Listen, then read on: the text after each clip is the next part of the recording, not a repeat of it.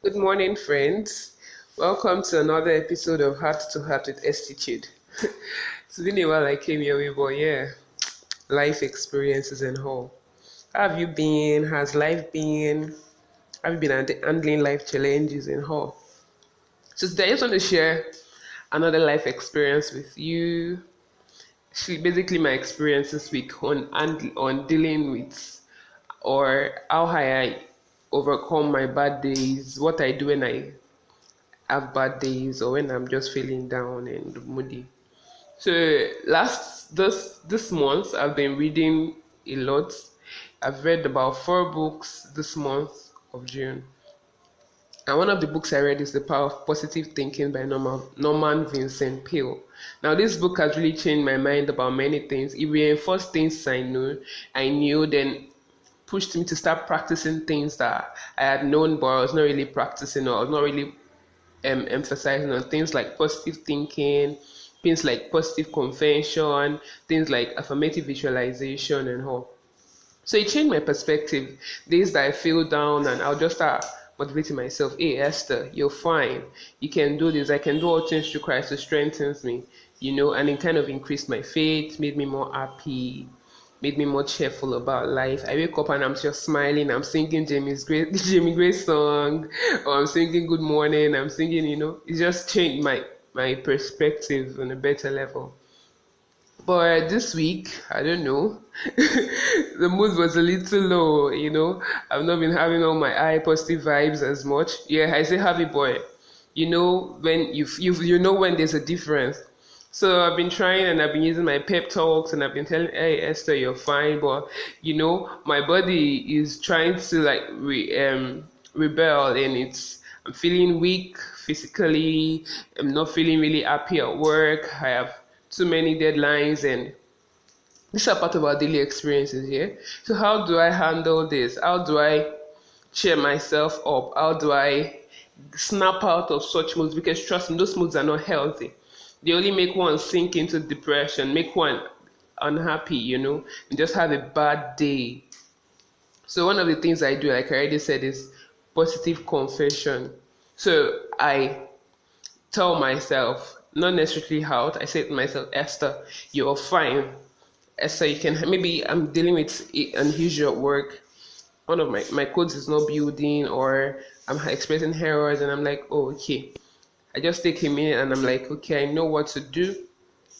I receive insights on this particular problem, and it really helped me. I see that when I talk like that, my mindset changes to solutions. So I'm thinking, okay, so what do I even need to do? What have I not tried, right? And it changes my perspective on handling that problem.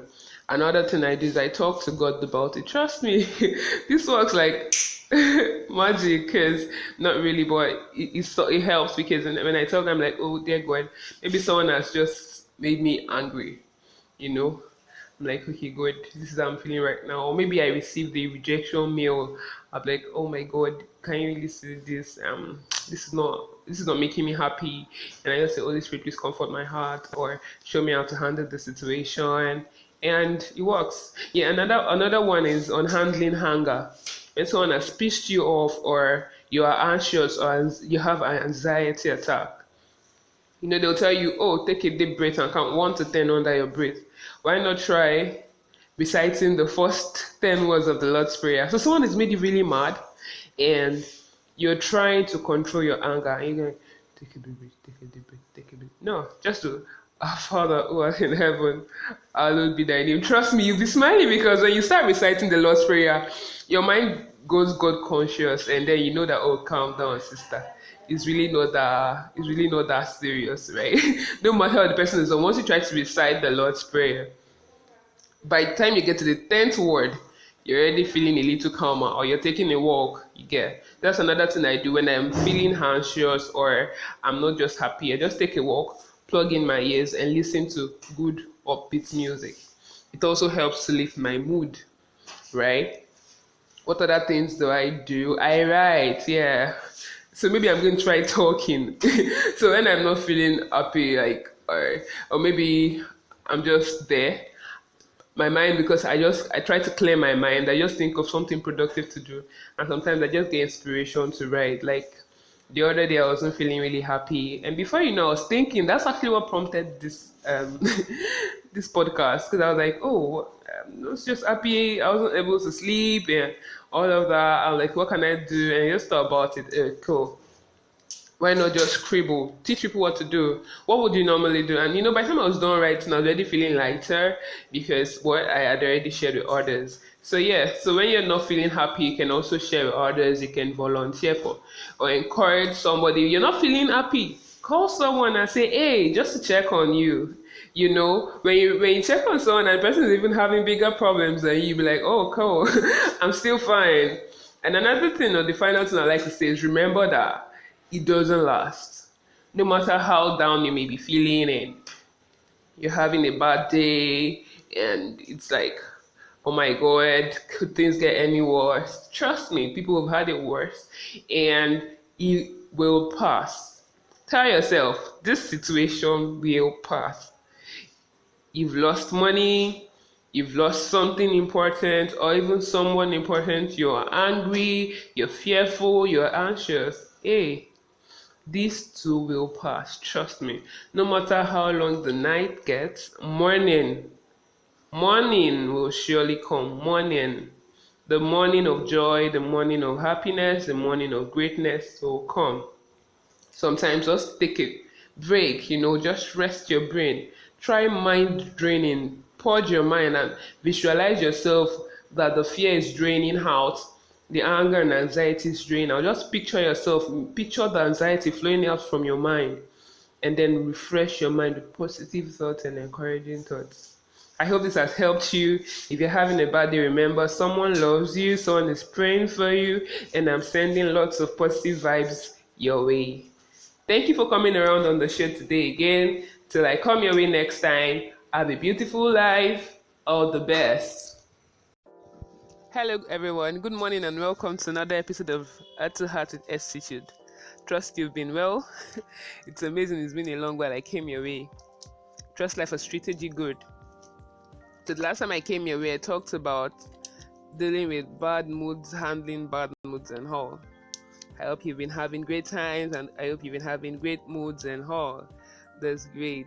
So today on this episode, we'll be talking about reading. Imbibing that culture of reading, especially for young adults. How do you manage your work, your life, your family, all your tasks, and you still find time to read, especially as a young adult?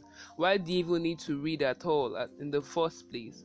Now, many of us are working, some of us are students and also working, some people are full-time entrepreneurs, and as you see, life is too busy. I don't even have time enough for me. I don't have time enough to pursue all my passions. How do you expect me to combine that then reading? I mean, reading every day, yes, because that's what I actually mean. So, over the last 7 weeks, 8 weeks thereabouts, I started a course in on leadership and entrepreneurship at a business institute in my state. And one of the tasks we were given, or we were told we'll be doing, is to read a book, an inspirational book, a week. So you read one book for a week for the duration of the course, which is 10 weeks. In my head, I was like, oh, wow. Who has time for that? I mean, I have my job, I have my other side also, I have my life, I have my faith, I have all these things to deal with. How do you expect me to combine all of this then reading every single day? It felt hard, it felt difficult, but the powerful thing I've learned is that what your mind can conceive, you can achieve. All it takes is a determination, a mental determination, and a positive attitude combined with self-discipline, and then you can achieve anything, like literally anything. So we started school, and then the first book we read was No Excuses by Brian Tracy. 21 chapters. So you go to read 21 chapters in a week, like you do daily reviews. So we literally had to do, like, at the end of each day, write a review of what you read, submit it in the group. If you don't do that, you have to pay a fine. So it's like really hectic because I still have to go to work. Sometimes I close like 10 p.m. and I still have to read and submit my reviews and all of that stuff. It was quite difficult. And if I wasn't determined, right, if I didn't have a passion, if I didn't know why I was doing this, I would really have quit. But I kept at it. So the first week was no excuses. So now the to help us, we thought the practice of speed reading. Reading helps you to cover reading in a faster and efficient way. And also another technique is when you want to read. So the first thing is what speed reading. Speed reading covers when you want to read a book, you don't just open, chapter 1, that fast, let me read fast. Nah. Okay, so what's the title of this book? What's the page? What's the note from the publisher? What's the acknowledgement? What's the title? How many chapters does it have? What does it say at the back? You already have like an overview of what the book is about, so you know what to expect, you know what to look out for. Then you know how to read. So when you're reading, the principle of when you're reading, use like a pen or your finger to trace along the line. So I'm reading this chapter and I'm going, that, and I'm tracing it. It makes it faster. And then I'm not reading out. So I'm not saying, and the boy went to the school. That's slow. But when I'm reading, I'm using my eyes to read and my fingers to trace along the line. So it's faster. It's more efficient. Then another thing is when you want to read and you know you have to read a book per week, you go. So how many chapters does this book have? It has 21 chapters. There are 7 days in a week, so 21 divided by 7 is 3. So I have to read 3 chapters a day for me to be able to read this book in 1 week. Then you're committed to it. You need to have a personal determination. You need to know why you're doing it, because if you don't have a why, if your why is not strong enough, you're not going to commit to it. You're not going to be disciplined enough to actually act it out for the duration. So for the past 7 weeks, I've been reading like 1 book per week, and trust me, it's been awesome. It's changed my mind. Like I've read books like The Power of Positive Thinking, No Excuses, Eat That Frog. I've read The Leader Who Had No Title, Robin Sharma, the 15 Invaluable Laws of Growth, Sales, The Psychology of Sales by Brian Tracy, and it's been amazing. I mean, it's so amazing the power of what your mind can achieve if it is stirred up. And how do you get your mind stirred up if you don't read, if you don't listen to audiobooks, if you don't listen to powerful talks, right? Audiobooks. There's YouTube now. What do you use your YouTube for? I'm gonna go watch the wedding video. Cool, watch the wedding video, but also watch stuff like valuetainment, watch stuff on entrepreneurship, watch stuff on leadership, on financial intelligence, because these are stuff that really make up your life. The wedding video is good, well, to an extent, but then it doesn't add so much value to you, because you are your biggest asset. So you need to build you need to work on you need to aim to make you better. Yeah, I get you. Yeah, I'm sure you're getting me, right? So you need to work on making you a better you. And how do you do that? By investing in you, by reading books, by attending events where you're learning, not just events. So my friend said, let me go, I'm going now. Because you know that, cool, this person is coming to this event, they're trying to tackle this issue in this event, and I need to be there to learn this and this and this. When you invest in you, you'll be amazed at the power of what you can achieve, because you've trained your mind to be better. So today, that's what I want to talk about. I want to talk about reading. I want to talk about building a habit, a culture of reading. If you need to join a book club for you to achieve that, if you need to say, okay, Esther, can you let's read together. What book are you reading this week? You understand? And then we're challenging ourselves to be better by reading these books, and not just reading them, by practicing them. And how do you get to practice? By sharing with your friends. So I hear my friends, hey, see this book I'm reading now, see what it is about. When I do that, it's not a show off, because it's me saying, guys, I'm reading this. I'm committing myself to being accountable. I said, so people will be like, oh wow, Esther, what book are you reading this week? Can you get this book for me? Do you get? So you're building yourself and you're building others. So when I share what I learned from my books, as I type it, it sticks in my brain more. And I talk to my friend, I'm like, can you see what I learned in this book? Can you see what I learned from this book? Can you see what this guy was saying in this book? It sticks more in my head because I'm sharing. So as you read, share with others. Don't say, I don't ever need to know. What if I don't meet up? Why won't you meet up? You can, because you can do anything. So yeah, that's what I'm trying to let you know today, that there's power in reading. It expands your mind. It stretches you. And the good thing about the mind is when it is stretched, it has the capacity to even go. It can go wider. It can get better. All you need to do is keep pushing you. And like Robin Sharma said, he said, there is no nobility in being better than someone else. True nobility is when you're better than who you used to be. So every day I aim to become a better me. Every day I try to do a reflection. Okay, what did I do that was not so good, right? What can I do to be better? And, every day I just aim to get better that way. I hope you've learned a thing or two from this episode. I hope you actually pick up the reading habit. Share with me. Tell me what you hope to do to start reading. And I hope you can, because I know you can. I know you can achieve that. I know you can achieve that. So to go into the weekend, I want you to have a beautiful weekend ahead. I want you to find time to have a personal meditation period.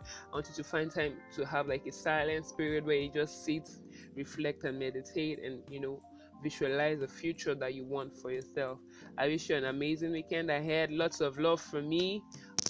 Have a beautiful weekend ahead. Hello, good evening. How are you today? Welcome to another episode of Heart to Heart with Estitude. It's good to be here with you guys again. It's great to connect with you. Trust the day has been going well. Welcome once again.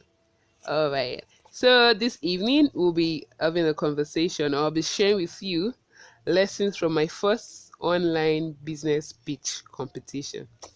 Well, it's not so much of a big deal. Well, it is a big deal, sort of, because I've done like a pitching for my business. It was like an online application, more like. So this was like the first time I would do like a video. You get a 1 minute video business pitch on social media. Normal me, or the person I was before, I'll be like, oh, I'm not doing. I can't, like, I don't like putting myself out there too much, talking about my businesses and all of that stuff. But that is actually not a good habit for an entrepreneur. If you want to be an entrepreneur, you need to be able to put yourself out there, put yourself in the face of people, put your business in their face. Like, you literally need to be able to sell your market. You need to be able to share and communicate your vision. So attending business institute and all opened my eyes to some things I needed to learn and work on, and challenged me to like go for my dreams, communicate my vision better, talk more about my businesses, talk more about my vision and passion. So I stumbled upon an opportunity on Instagram where Ifedrosi Mieti was giving grants to women for their businesses, to like, if they had like issues or areas where they needed funding to assist them in their businesses. So I was like, whoa, I actually need funding for my businesses, especially my NGO. Like, we had this phase where we could actually do with a lot of funds and funding, right? So I was like, oh, I could do this. It's a 1 minute video. But then I was like, oh my god, but if I do this, I'm going to be in everybody's face, which shouldn't be a bad thing, right? So I actually later decided to go for it. So I talked to a colleague at work and I'm like, hey, NJ, please you help me with this video, because her phone is like an iPhone and of course quality is higher than my phone. So I told her and she agreed to help me do the video. So the first video we did, prior to that, I had like thought about what I was going to say, right? I'd known like, okay, these are the things I wanted to mention. And then we did the first video. But it wasn't good enough. I was too fast. I was saying too many things. I was shooting over 1 minute. So one lesson from that is when you're trying to do a business speech, apart from knowing ahead what you want to say, you need to write it down, right? You need to practice it ahead. Like, do like a demo pitch. When you want to do a 1 minute video, you don't just do the 1 minute video and that. No. Like, write out, oh, this is what I want to do, this is what I'm going to say. Then do like trial pitches. do several, see, oh, okay, let me practice by myself. Let me see if I shoot over 1 minute, if I am still within the 1 minute range. So I didn't do that the first time. When I realized that, so we had to do it like the next day, which is a Friday. The application closes on a Saturday, which is today. So Friday morning before going to work, I did like several videos, like rewrote what I had written, did several videos, like demo or practice videos. When I got to work, I told my colleague I was ready, and she was able to do. We were able to do another video, which was way better than the one I did the other day. And also another thing I did was, so Thursday, because my colleague was quite busy, we couldn't do another video for me to like practice, to like do another video instead of the first one I had done. So I went to social media, I went to Instagram to search for those people that had done their videos to see, oh, who are my competitors. It's also good to know who your competitors are in any market, right? Or in any competition.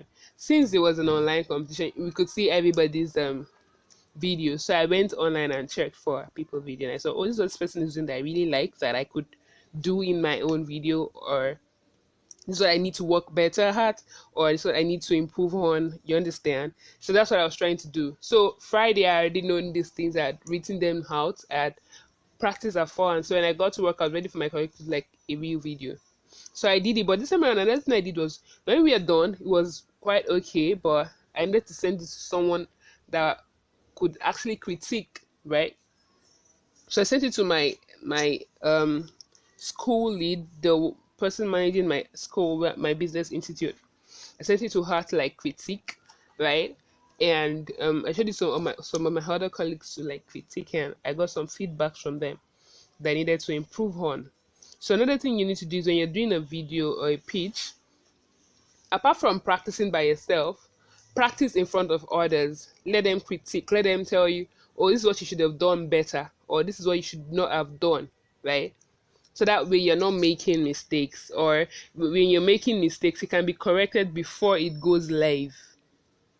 Do you understand? So I got the feedback, and I knew, okay, I needed to add this or remove that. Right. So like I was too fast, then I was talking more about the funds. So I needed to like focus on the idea, or what I needed the grant for. So my NGO is actually Lives Beacon Initiative, and our goal or our aim is to improve Africa's economy, right, by empowering people through selfless service. In the first time I did the video, I didn't include when we started. I didn't include like I didn't include when we started. I didn't include like the benefits of what the grant would do social wise. So the final one I did, after getting all the feedback, right, I mentioned my name. Oh, my name is Esther Omikule. I'm the founder of Life Weekend Initiative. This initiative was founded in November 2017, and so far we've done and so amount of projects, which has had this impact, right? We have this vision, right, to do and so in underserved communities in Nigeria.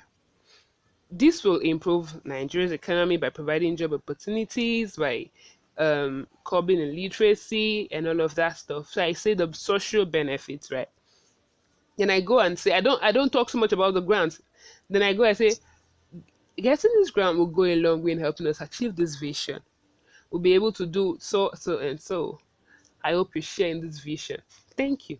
And that's it. My 1 minute video is over. So one thing I also did in the video was, as I was videoing it, she was videoing me, after I'm done, I send it to someone to help me do editing. So in between the video, instead of my face to show all through the video, what happens? I sent in images of our past outreaches and skill acquisition trainings. Right? So it inserts it in between the video. So as I'm talking, when I get to places where I talk about the volunteering organization, an image shows up, right? Relating to that.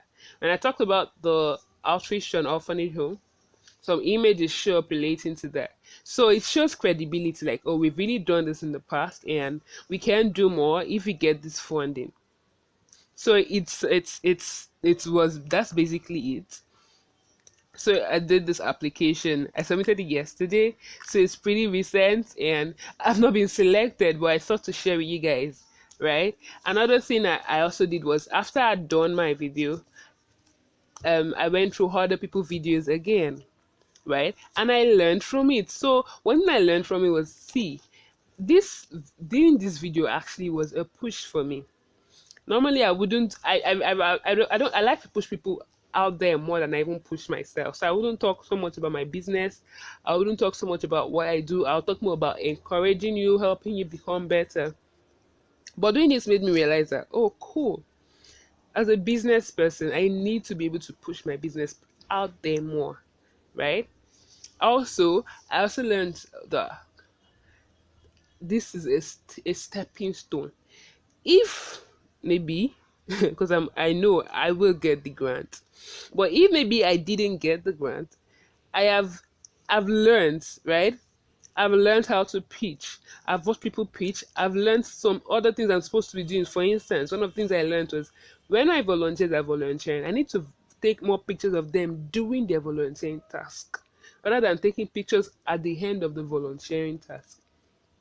That's one of the things I learned. Among some other lessons I learned to go for more grants, to apply more, because I mean I need to stop being shy. I don't know if it's being shy or keeping quiet about all I do, and reach out more, because we're trying to affect lives. It's not really totally about me, but more about the people. So I need to talk more. So what is it you're trying to do? And you're holding and you're like, I'm not sure people will respond. Because that's another thing. I'm not sure people will respond to this. Do it, just do it. I mean, people put out there funny, crazy videos and you watch it, you laugh. Why not put out your seriousness? Another lesson is you don't know who is watching. So many people reached out to me, oh, well done on that, this, that. Somebody had to tag me in a post because I just did that video, right? So you don't know who's watching, just do it. When you have that beautiful idea, start it. When you have that business pitch, put in your best and go for it, expecting the best, right? I've not gotten the grant yet, but when I win, right? Definitely, because I'm gonna win. When I win, I'm going to let you guys know, and yeah, we'll celebrate it. Cheers, an awesome week or weekend ahead. Have a beautiful evening. See you next time I come your way.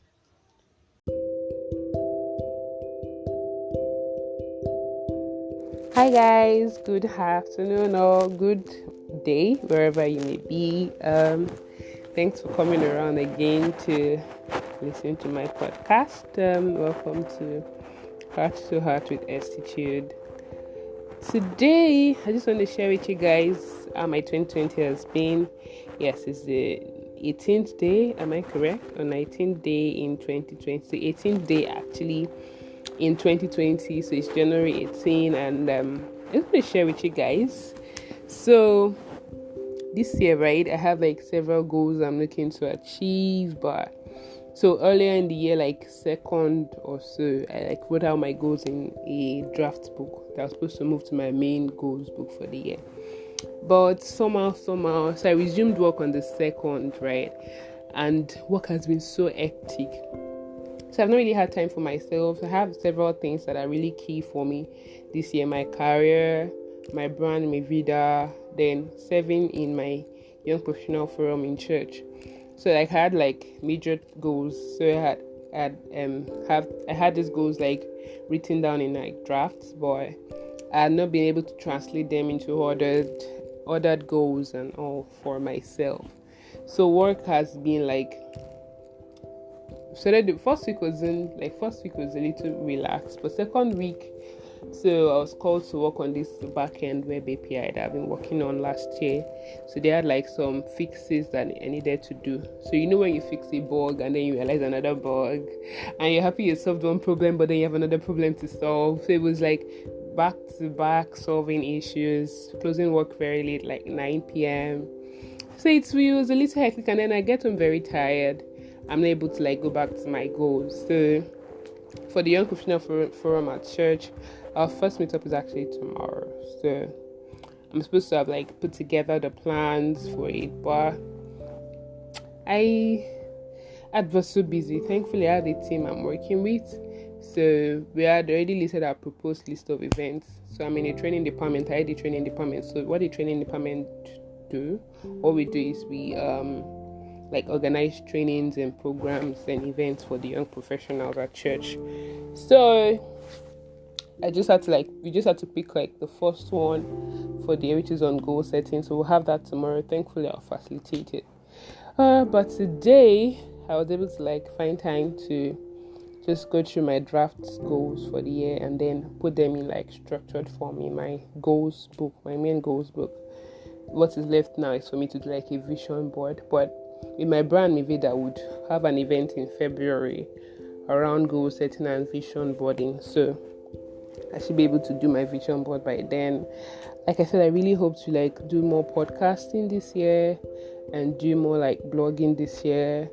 Hopefully, so if I've like not done it in a while, I'm not going to let guilt hinder me from even doing it when I'm supposed to have now done it again. So I'm just going to keep doing it and pushing this year, working towards exposure and more experience.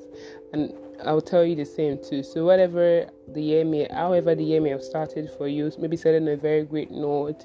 You're already getting like, I know people that just got, at the beginning of the year, they've gotten new jobs, they've gotten new cars, or maybe the year for you is just like bass goose. You're not even sure what the year is like yet for you. Whatever it is like, just like find time to like list out what really matters, because that's what you're going to be using to track yourself. And the good thing with that is you're able to amend it and say, okay, I've done this, I've not done this is what I should do instead. So work on that. Then if you need me to like walk you through, you can like send me messages so I could like walk you through on how to like set effective goals. Thankfully, I've taken different sessions this month on goal setting, vision boarding before my own event. So guys, no matter how the year started with you, give it your best shot. And the one thing I'm really working on this year is being intimate with God. So every day I ensure that I read my Bible and I ensure that I'm in communication with God. I'm also trying to like learn French, so I'm daily going through my French study app so that I can like make my French better. I'm also looking for opportunities. So, in between the busy schedules and all, just like know what really matters and then start taking little steps in that direction. So that's the summary for today. Till I come here again, remember to always live your best life.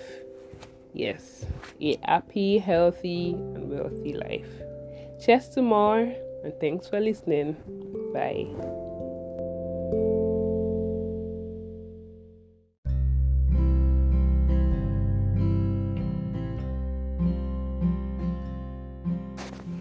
Hi guys, top of the day to you wherever you are. Welcome to another episode of Heart to Heart with Estitude. How's your day going? And how are you wherever you're listening to me from? So today I want to talk to you guys about life and seasons. Yeah, so we all know, or if you don't know, life isn't seasons. I think you all know, because there are times when, seasons could be like a winter, summer, spring, autumn and all of that. Or if you come to our climes where I'm based in Nigeria, you have the rainy season, the dry season, the harmattan season, and all of this means sometimes the weather is extremely cold, sometimes the weather is extremely warm, sometimes it's just okay, sometimes it will snow, sometimes it will rain, and life is like that. It's not always going like just in one direction. There are different seasons to life. So now, as humans, we have seasons in our lives too. So let me give you an example. You have the season when you're in primary school or kindergarten. There's a time when you're in high school or college. There's a time when you went to the university, if you ever went. Same, some people, there's a time for singlehood, there's a time for marriage, there's a time for parenthood, and that's how life goes. Season. So now let me tell you guys what really triggered this post. So on Sunday, Kobe Bryant, a very key person in the basketball industry in the USA and the world, and his daughter were involved in like a helicopter crash, along with 7 other people. and we heard from the news now that 2 days later we're hearing that 9 people died in the helicopter crash. On the same Sunday, right, the Grammys was going on, and some people won. People always win, so people won awards. So now here is it. This is a season for some. In this season, some will be entering a period of grief, of brokenness, of mourning, while some people are entering a season of joy, of more recognition, and that's how life is. It just kicks us in the face that, and then for some it just makes them like they just get elevated.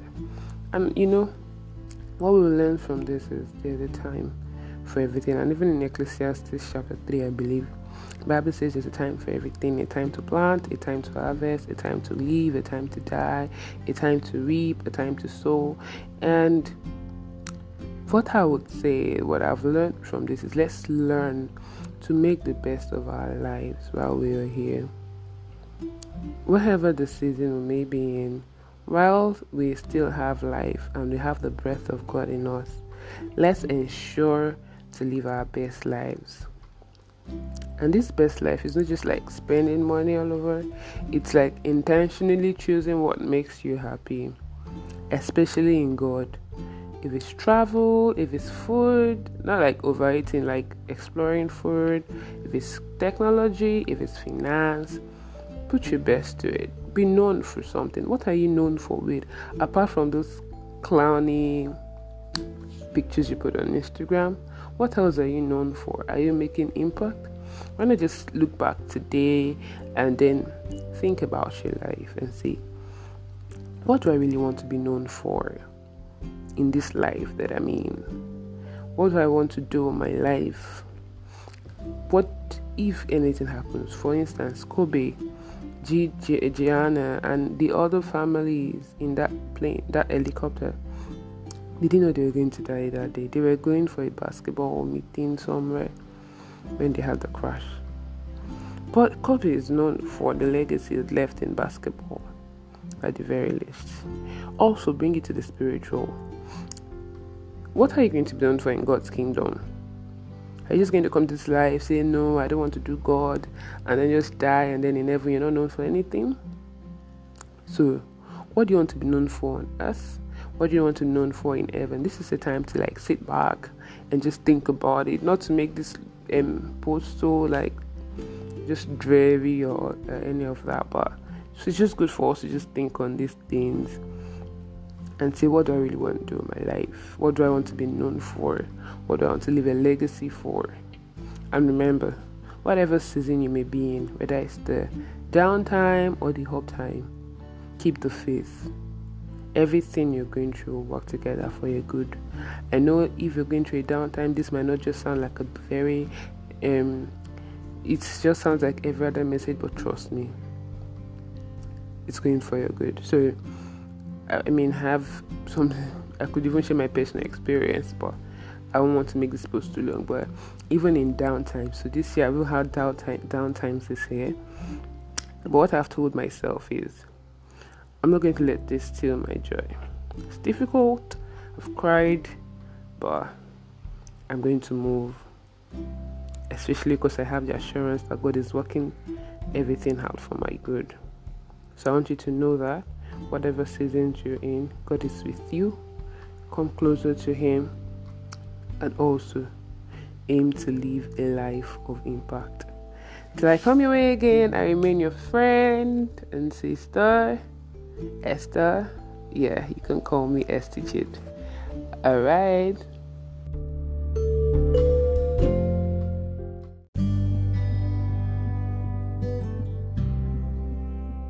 Hi guys, good day. How are you doing? Welcome to another episode of Heart to Heart with Estitude.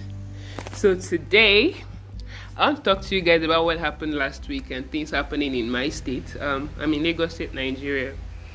So last week at the beginning of February, the Lagos State government passed out an information that they'll be putting a ban on tricycles, we call them keke in Lagos, and then motorcycles, which we call okada. So that means that they won't be taking some routes, especially bridges, and then taking like major places that these vehicles normally take. So now let me explain the way Lagos is. Lagos is a city or a state in Nigeria that has about 20 million people, approximately, with people living in interior places, and they have to work on the island, and many places are usually accessed by the motorcycles, which call bikes or okada, or they're accessed via tricycles, which we call keke, marwa. So now, putting a ban, we just heard the info. At first we're like, no, that can't work, because many areas that we don't have buses plying this route. It's just these kekes and okada. So if you're going to at least put a ban on them, we expect you to have put in measures to alleviate the resulting issues that may come up, such as people trekking, no buses, increase in transport fare, and all of that. But come Monday, February 3rd, if I'm correct, we got out of our homes to go to work, and there were no bikes. There were very few buses and no kekes. It wasn't funny. It wasn't funny at any way. It wasn't funny because people were trekking. Bikes were not available to take people to where they would normally take people to. Buses increased their fares, and where you would normally take for 150 or 200, they were calling it 400 naira. And it was a lot of stress. Over the week, what people were really saying is, we'll get used to it, Lagosians will get used to it. And in my mind, I was like, wait. Normally, when I get to law school in Victoria Island, where I work, I would normally pick a tricycle to go in and then get me to my office. But now, there's no tricycle, there's no keke. I have to trek. Like, really, I'm coming to work in the morning, I'm supposed to be refreshed, feeling happy and excited about the day. But instead, I'm burdened because I have had to hustle for bus. I've waited a long time at the bus stop to get bus, and then when it comes, there's a lot of traffic, and then I have to trek the remaining way to the office. Just tell me, how can I be productive in such a state of mind? And then people say, you'll get used to it. You know what? The straw that broke the camel's back for me on Friday. So I was going to work, and then the bus I boarded got bad, and they dropped us at a very far distance from where they would normally drop us. Normally, I'll pick a tricycle, a keke, from there to the real bus stop, but there was none. So I trekked for like 30 minutes ish before I get to meet to Obalinde, and then I waited to get a bus. It was a long time coming. Then when I got the bus, it was 300 naira instead of 200 naira. And then I got to law school, and then no keke, I had to trek. I was tired. My body was just paining me, and I was like, why am I going through such? Now, that brings me to what I want to talk about, the getting used to stress, getting used to bad situations, getting used to addictions, and all sorts of things that are not good for one. I know one characteristic of human beings and all of that is adaptability.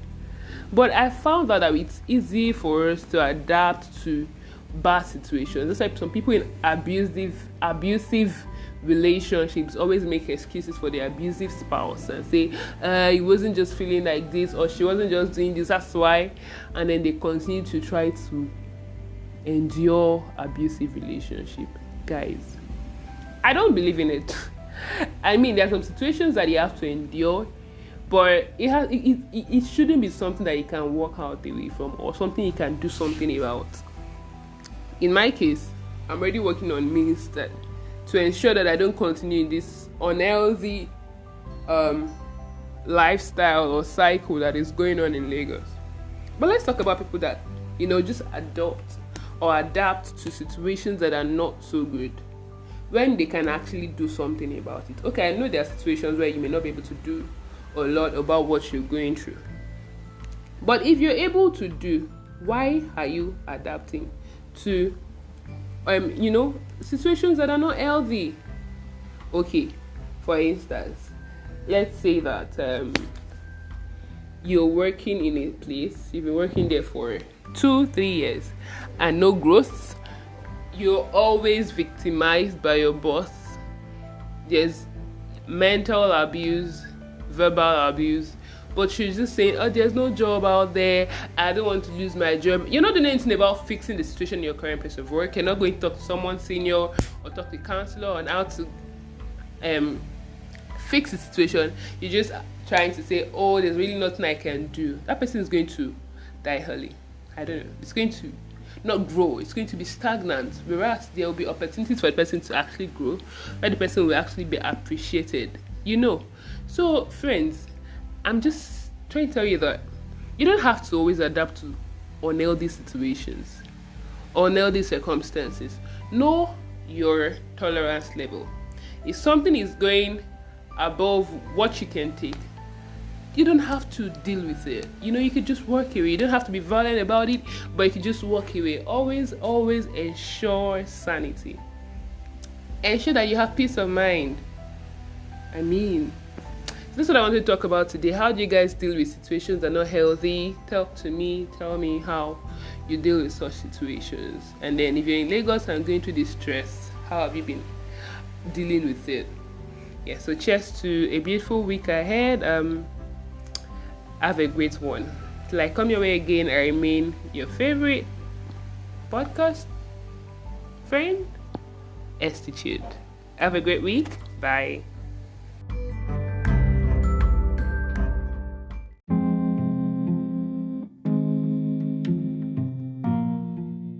Hi friends, good morning.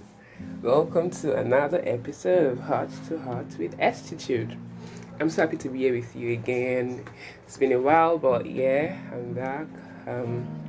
How has this season been with you? I know it's been a trying one for us as a nation, as a community, even as a world in general. It's been quite trying in terms of the pandemic, going on all over the world, and different countries, different cities, different organizations are just trying to see ways in which they can sort of just adapt and make the best of the season. But it's not been easy, even for individuals, and I just want to touch on this morning just a bit to bring the backdrop to the story. Earlier this year, or late last year, the coronavirus sort of started first in a city called Wuhan in China, and then over the months it has spread from China to Italy to United States of America, and even down to Nigeria where I live, right? And it has shown us the power of what one virus can do, causing almost a national lockdown, and over 1 million people have been infected so far in the world. Thankfully, recovery rates are many in some places, right? Like in my state where I reside, I think recovery rate is about 40-something%, which we're thankful for, right? But one thing this has done is, for instance, in my state where I reside, most companies have had to be on lockdown. So my company, a financial institution, had to close many of our branches, right? Thankfully, I'm in the technology department, so I get to work from home. For some, though, they can't work from home. They have to just stay at home. And it has affected many things. People that like to travel, a lot of travel businesses are just, they don't have businesses right now to run because people are not traveling. Instead, traveling is like sort of put on a ban. You can't go anywhere because you're trying to curtail the spread of coronavirus. So many people are saying, oh, I can't wait for corona to be over. Oh, I miss the good old days. Oh, I do this. Oh, I do that. And I wanted to just touch on it, right? So I'm one of those people that like to go out, just sometimes just go somewhere nice, hang out with friends and all of that. I'm also one that loves my space, so I'm sort of an ambivert. right? But I understand, and I was at the point I was like, oh, I can't wait for Corona to be over. I'm going to go to such place. I'm going to go because I had plans to go to such places before, but the ban and all. Some people even can't get married because Corona, and I say it's as if a lot of things are on pause. And one thing it actually does for us is give us that opportunity to just look at and say, okay, this is bringing us back to the basics, beginning to think, what are the most important things in life? And trust me, right now, it isn't even work. It isn't work. It is family, mental wellness. You just being in a state of wellness. Because this could even lead to depression for many, right? So, what was I saying? So many people are in a state of denial. Some are just not very comfortable with the change, and some are getting into depression, and there are a lot of reaction to this. And I'm not going to judge any because we all have the way we react to things. However, I would want to suggest, because it's something I'm learning to do myself. We have this happiness in the future syndrome, or something around saying, when Corona is over, I'm going to be very happy. When Corona is over, I'm going to do this. And it sort of just puts us in a future state where we're not able to be present. We're not able to say, okay, right now Corona is a thing. It's a reality. It's affecting many people. But it shouldn't put my life on a pause. It shouldn't make my joy to be paused. It shouldn't make my happiness be paused. Of course, there are many things I would rather be doing, but even if I cannot, what are the things that I can do that I am thankful for? So another thing that triggered this was I was going to someone's WhatsApp status, and the person was like, oh, I miss going to work. Oh, I miss going to church. I miss hanging out with my friends. I mean, these are valid. I miss them too. In short, the other day, I was going to church in my sitting room, and I dressed up and wore my heels because just that feeling just made me happy. But hey, there are things that we're also beginning to learn.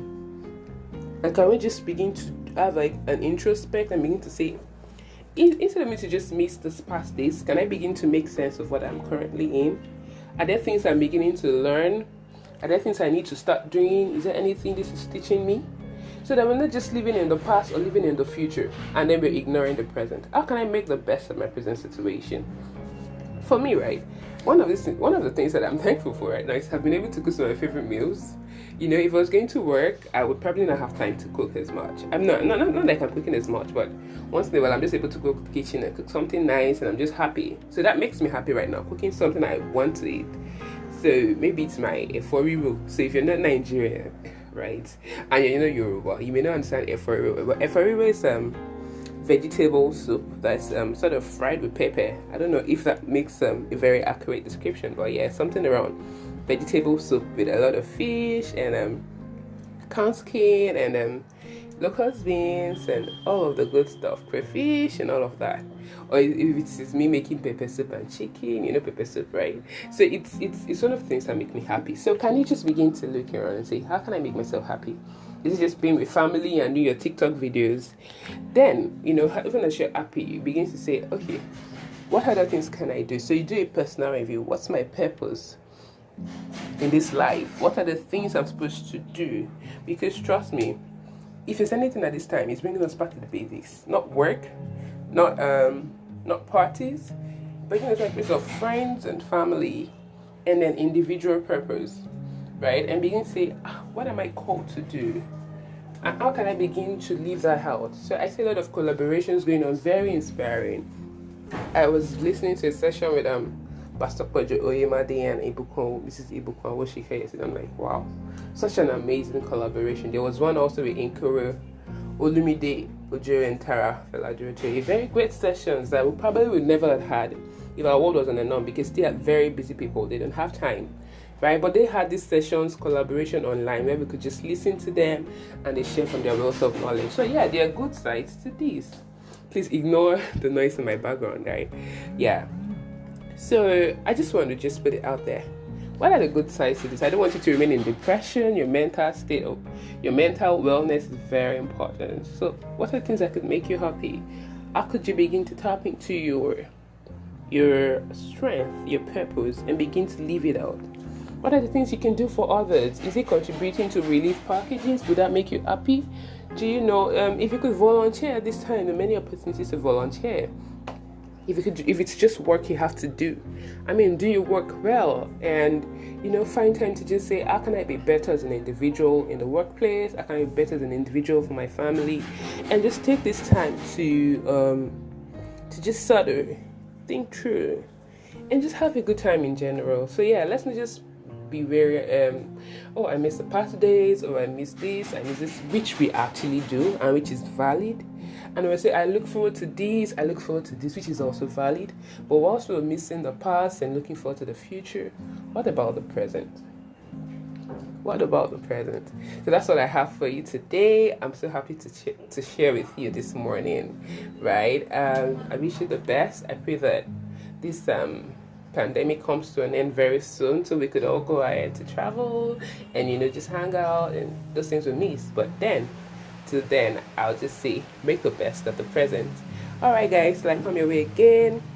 Stay great, stay calm. I remain your friend, Esther, Estitude. Bye.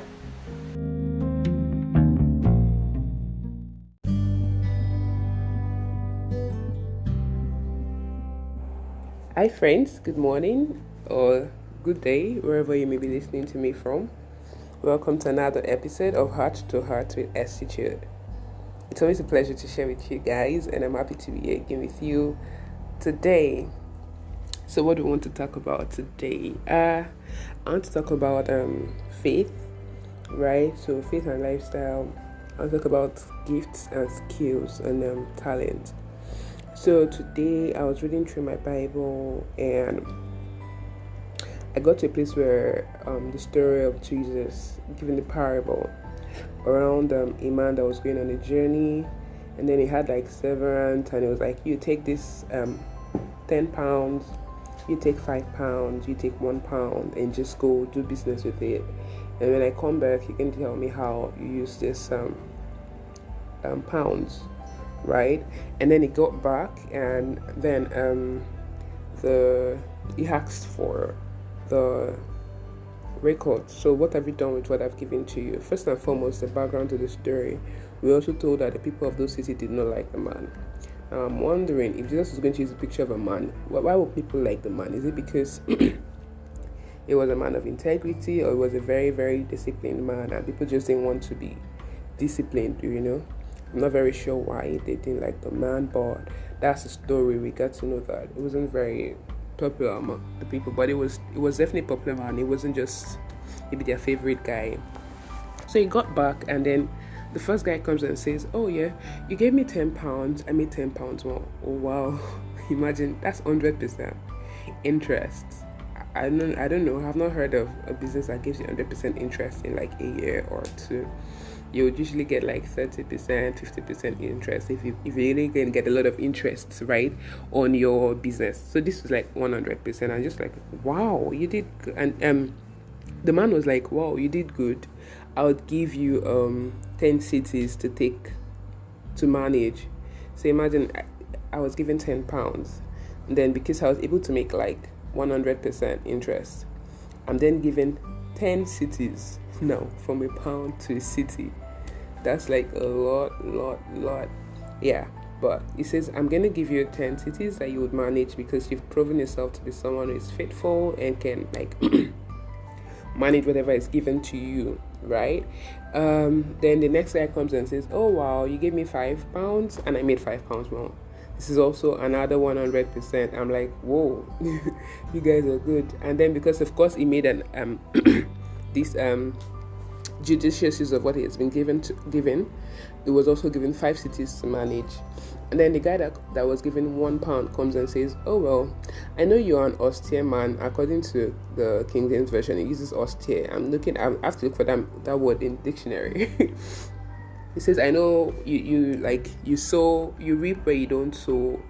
You just take things and all of that. So well, yeah, I kept your money in a napkin. Have it. Right? And then the man was like, how could you? If you think I'm that kind of person, then you should have at the very least going to drop this money on the bank, and just let it like grow interest and then bring it back to me. That was the least you could do. And then it was like, take from this man what he had and give it to the guy that had 10, right? And take this man away, go punish him because he didn't make use of his talent, of his gift. And that got me thinking, like, whoa. So it's a parable, right? And Jesus would have us understand that each of us has been given gifts. If you want to analyze the story, someone was given 10, someone was given 5, someone was given 1. And I believe they were given according to what they could manage. And we could see from the story of the 10 and the 5 that they actually managed this well. They both got 100%. Which gives me one lesson first, is that whatever you've been given, you may not have up to what some other persons have, but how are you using what you have? You could have been given 2, but can you make another 2 out of the 2 you've been given, instead of comparing yourself to the person that has 10? Because your journey, they are different. I believe that we've been given capabilities for things that, and sometimes we also grow in our capabilities, but you need to first practice what you have. You need to first exert what you have. Not just, many times we just sit down, oh, I wish I had more, I wish I had better things. But hey, what have you done with what you have? Let's not be like the guy with the £1. We don't want to get punished, we don't want to be like condemned for not like making use of what we have. So instead of you complaining, oh, I don't have enough, I don't have this, I don't have that, can you just try and first put to use what you have and then grow? Exert it. Can you make like 100%? I think it's a challenge to all of us. So how does this affect me today? How does this affect you today? Right? I got thinking about some skills. So, right, as an individual, I can sing. But at the time, when I was younger, I used to be like shy. And then when we're in church and then we're just singing generally, I'll just like lower my voice. I don't ever hear my voice. I don't know why. And there was a time it just came to mind that, Madam, you were giving this voice for God's glory. Fine, I was never in the choir before, but I could sing, right? And then you use this voice. So when you're singing in a congregation and your voice comes, or you're probably parting the song in auto, don't be, I don't know, if it's shy, and then just reduce your voice so that other people don't feel intimidated, or you don't feel like, I don't even know what the feeling was. I don't even know what it was, but basically it was just a stirring in my spirit that you shouldn't hold back your gift because you're scared. And then I would just, so when I'm singing in church, not for show, do you get? So it's not that I want to show that I can sing, but I have to just sing because it's a gift and it's a blessing actually. And good voice is actually good. It blesses others. Like, they want to hear you more, right? So I just started like singing more, and that's just one story. So right now I currently am in the choir for young professionals in my church, and I'm blessed to be able to use my voice to like minister to people. And so when I sing, I'm not going to be shy and say, oh, are they going to feel like, oh, what's she trying to show off herself? Nah, I'm just trying to make sure I use my gift for God, because I'm going to give an account. Do you get? So you're coming from a perspective of, how can I use this gift for God? I'm not trying to be proud, I'm not trying to be boastful, but I'm trying to fulfill my ministry. Another gift that I would say God has given us a lot of gifts. So one thing we should actually all do is try to sit back and look at. So also I was reading again in Exodus, I think it's chapter 35 or 36, and then they were going to build the tabernacle of God, and God said, some people have been gifted. There is a stirring in their spirit. They've been given the wisdom for certain things. And these guys were the first guys that started showing us how we could rot things, and they were able to make curtains from linen, and curtains from goat skin and ram skin, ram hair. And these guys made beautiful things because they had been stirred up, they had been given the wisdom in their spirit, and they could bring things to life, right? So you're not going to know what you can do until you give an expression for it. Many of us are holding back. We are scared. And like that I don't know, that poem, or it says, by holding back your light, you're not going to influence the world. And some of us, or some of you, may have been called to be influencers, not like social media influencing of today, but people that through their lives they are going to impact other lives for God's glory. Now imagine you're trying to hold back. Maybe God has called you to a life where you may have to share a little bit more about yourself than some other people. Are you going to hold yourself back and say, no, my village people, I don't want them to know about me, my this, that, I don't want... Okay, so village people is something that some people in Nigeria used to be like, evil people. So I don't want my village people, like evil people, to know about me, But sometimes if you've been called to a ministry, for instance, if you've been called to be like a leader, a pastor now in a church, there's no way you're not going to like be out there. You have to be out there. You have to show yourself as an example, right? And that's a serious calling. So it's important that you know what your calling is, and then begin to ask God, what are the places for me to express this calling? How can I successfully express this and impact lives for your glory? Do you understand? So of course you already understand that today's podcast is about faith. It's about fulfilling ministry. Some people have been called to be awesome writers, and they would write, and trust me, even if you went to learn your writing in the school of I don't know, you would never be as good as them if they keep on practicing, because it's a gift that they've been able to, and a ministry, right? So you need to be able to look at yourself. And I mean, the world is in a period of lockdown. Just take some time off during the day, or maybe at weekends if you're working during the week, and just say, what have I been called to do? What is that special thing? It could be your technical skills. It could be your soft skills. Personally, I'm someone who is great at organizing. I'm great at putting things together. And I've been analyzing my life. I'm realizing that over the past few years, I've been in position of leaderships. Some I grew into, and I just realized many of these positions are positions where I have to put things together.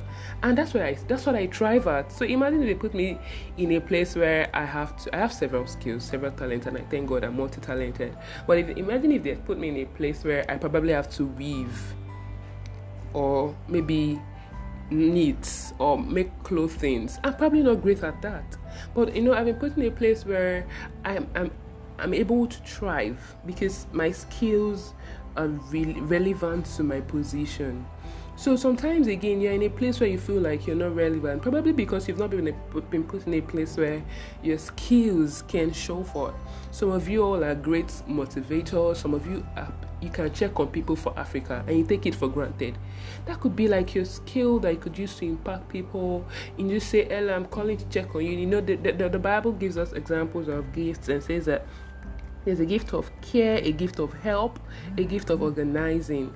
These are things that we shouldn't take for granted. And I just want to just touch on this today because, reading about the guys with the 10 pounds, the 5 pounds, and then the 1 pound, I'm like, I don't want to be like that guy with the 1 pound. I want to be able to use my gifts, my talents for God. And I'm not going to say, people are going to think I'm proud, or she's trying to show for herself. No, let's remember where we're coming from. We're Christians, and first, we shouldn't walk in pride. We shouldn't walk in pride. We should walk in humility, but then we should show forth the glory of God. So now look at another story where Jesus was supposed to go into Jerusalem, before being crucified, and then he says, "Go into the city and look out for an ass, like a donkey, and then tell them the Lord had need for it." And then they literally lifted him on. They put their clothes on the donkey. They lifted him on it. They dropped their clothes on the floor. It was for a glory of God. You couldn't have called that pride. Oh, why is he showing himself? Why is he? I mean, it's even God, he can show himself. But no, that was not the point. The point was to show that the triumphant entry of Christ, right? And so let's not look at things from a point of, I'm trying not to be proud, sis or bro. If God has called you to show forth your light, please and please show it forth. Is that with your technical skills, your soft skills? And please don't hide those soft skills. Volunteer where you can. Shine in your office. Some of you are great at documenting. Some of you are great at reaching out to customers because of course you care. Some of you are great at leaders, being a leader, right? Being a leader sometimes is also a gift, and that's the ability to influence people to take some decisions. You could be using a bad way and a good way, of course, but coming to people who are of faith, you want to use in a good way. And these are skills that can help you shine and rise in wherever you've been put. And the Bible says that arise and shine, for your light has come and the glory of the Lord has risen upon you. So how are you going to shine? Now, this is a period of lockdown, and Many of us are beginning to wonder. We are the future or the next few months seems uncertain. Even your jobs are not certain as a were. And you're wondering, what does the future hold? Now is the time to reflect and say, what are those skills within me that can come out? Trust me, this is a time for soft skills to manifest. This is a time for certain skills that have been latent to you, it's time for them to show forth, and you definitely want to tap into this, and you know what I mean, right? So yeah, that's what I want to share with you today.